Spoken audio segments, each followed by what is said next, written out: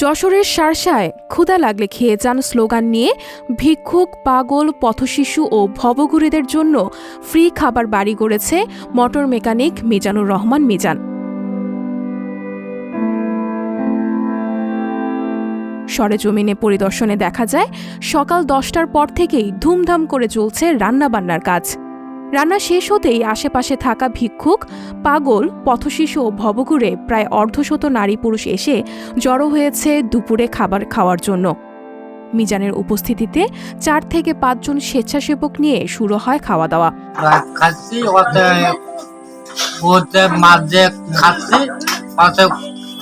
বিশাল মজা লেগেছে।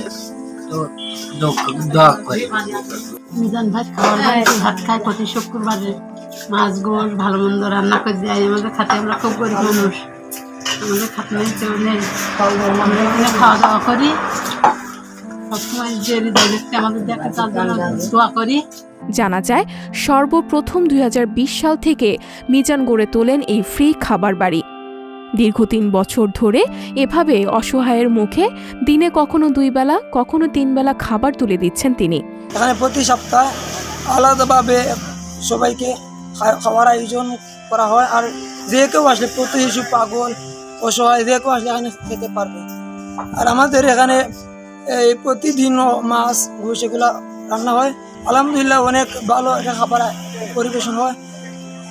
আমি মনে করি এরকম ফ্রি খাবার বাড়ি আমাদের বাংলাদেশে প্রতিটি জেলায় হলে এই যে গরিব অসহায় যারা প্রতি শিশু আছে ওরা খাবার অভাবে থাকবে না, ওরা খাবার একটা স্থান পাবে।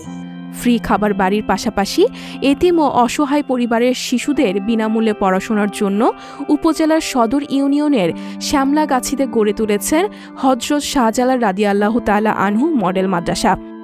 মিজানুর রহমান বলেন, ফ্রি খাবার বাড়িতে প্রতিদিন যে পরিমাণ মানুষের বৃদ্ধি পাচ্ছে আশা, তো আমরা যদি ফ্রি খাবার বাড়ির সেবাটা, খাদ্য সেবাটা আরও বৃদ্ধি করতে পারতাম তাহলে আরও অনেক ক্ষুধার্ত মানুষ খাবার পেত।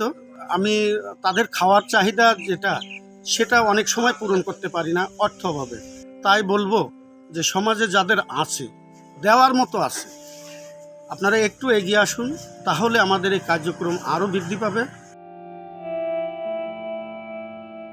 সঞ্জিতা শম্পা, সংবাদ প্রকাশ।